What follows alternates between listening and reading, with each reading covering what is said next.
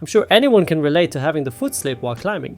It's like the most annoying thing ever, especially when we don't understand how it happens.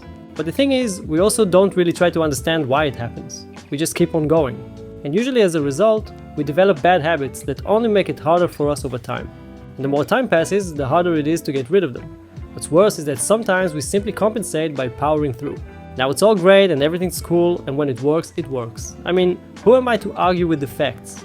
But we do encounter a different problem. We come across a plateau in our climbing progress. Usually it would be between V3 to V6, we just get stuck on one grade. And most of the time we think, oh, the problem is probably with my finger strength. And then we hop on fingerboards.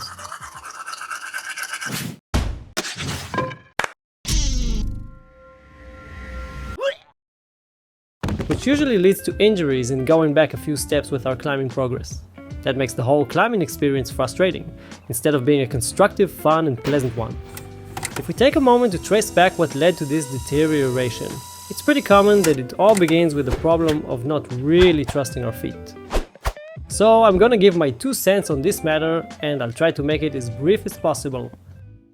Basically, when we climb and our foot slips off some hold and we don't bother going back to try it again and make it right, what we're really doing is sending a message to our subconscious and saying, dude, slipping feet is scary, I don't want to be anywhere near it or try to work on it.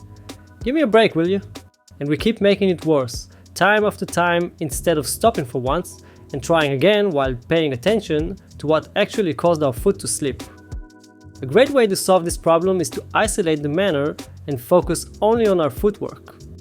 That means finding some really comfy body positions with some good holds on a non-steep wall and being focused only on what our foot is doing.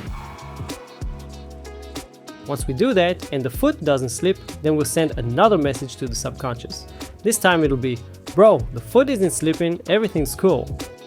And this will help us trust our feet while climbing without having to put any thought or effort into it.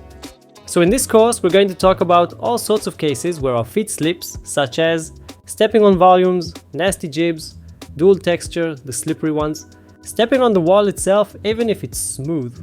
We'll learn how to match our feet precisely, and not in a way that if it works, it worked by luck.